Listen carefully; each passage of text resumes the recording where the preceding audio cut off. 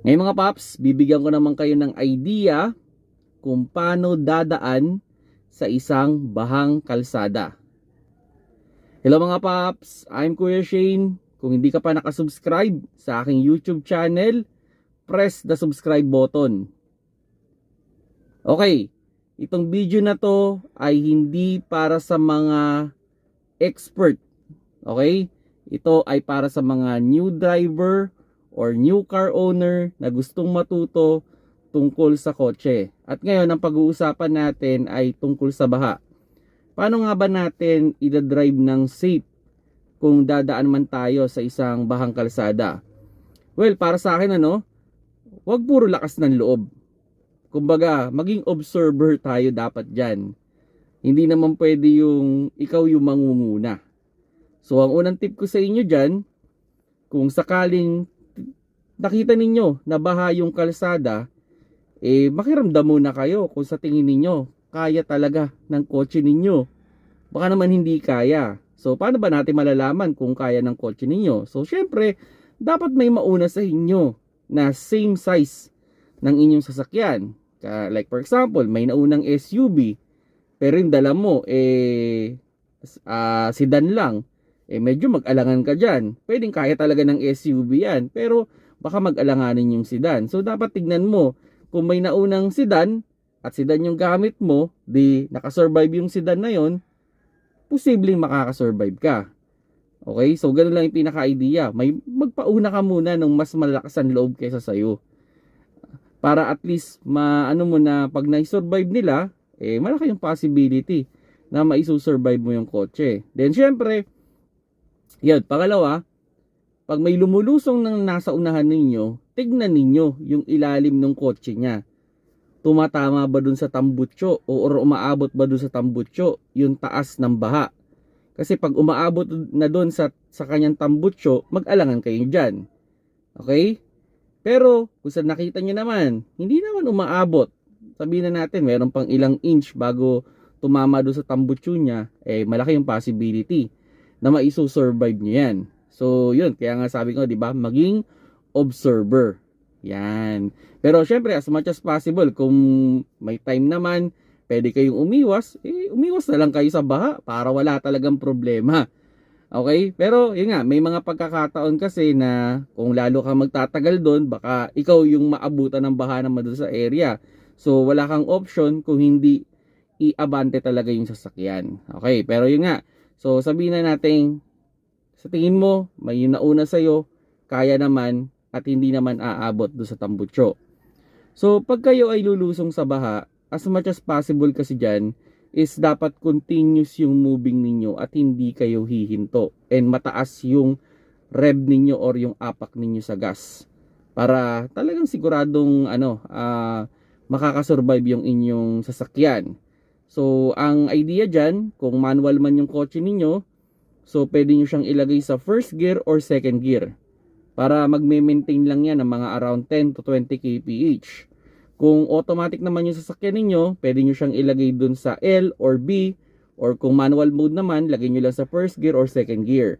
Para yung sasakyan ninyo, malakas yung hatak, okay? Malalim yung apak ninyo sa gas, tuloy-tuloy yung inyong pag-abante. Okay? Then yun siguraduhin nyo rin na yung sasakyan na nasa unahan ninyo makakasurvive. Kasi baka mamaya, yung nasa unahan nyo pala, biglang tumirek at ikaw ay naabutan yan sa likod, malulunod kayong pare-pareho niyan. So dapat, siguraduhin mo na nakauna na siya, nakasurvive na siya doon sa pinakamalalim na area bago ka susunod. Magpauna ka talaga muna. Then, pag tayo ay nandun na tayo sa medyo malalim na part, ang apak ng gas niyan dapat tuloy-tuloy. Huwag niyong bibitawan. Okay? Kasi para yung exhaust dire-diretso. Okay?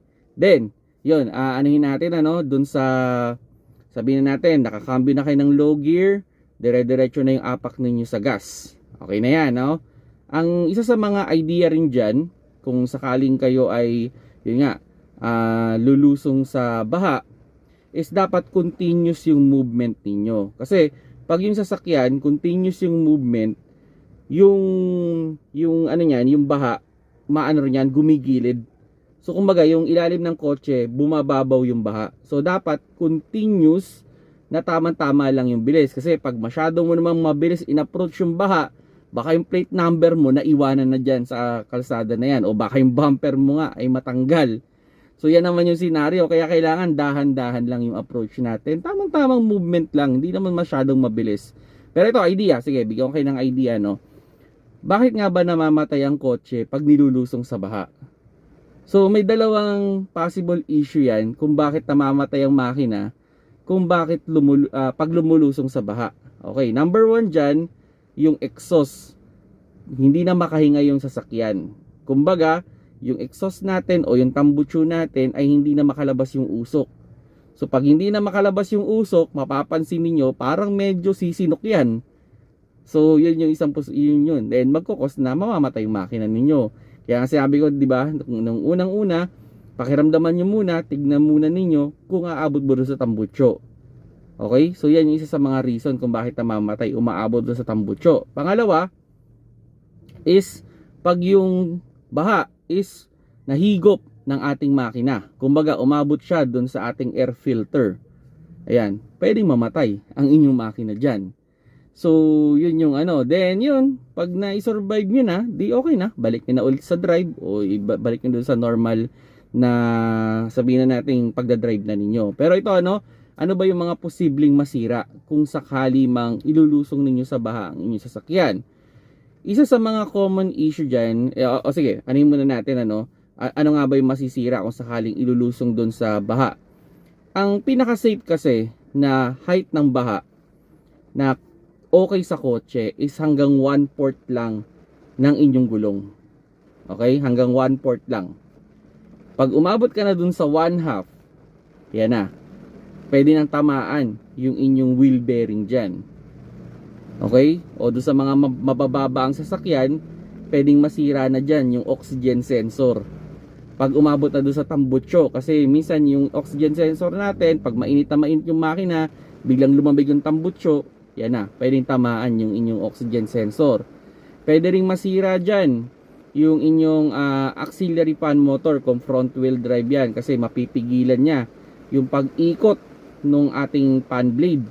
So mag-iinit yon. Or pwede ring masira yung compressor, kasi normally sa mga kotse yung iba nasa ilalim yung compressor, so pwedeng malunod yung bearing, so eventually masisira yon. So, yan yung mga posibleng masira no, pag nilulusong natin sa baha yung ating sasakyan. So, pinaka-reminder ko, hanggat kaya, huwag nyo nang ilulusong sa baha yung inyong sasakyan. Again, hanggang 1/4 lang yung pinaka-safe. More than that, pag-isipan na ninyo kung ilulusong nyo pa o idediretso nyo pa yung sasakyan. Pero kung wala kayong option, yan, panoorin nyo ulit yung tips na binigay ko. So, you can share this video. Di natin maiiwasan minsan ng baha, lalo ngayong malakas ang ulan. Keep safe mga paps.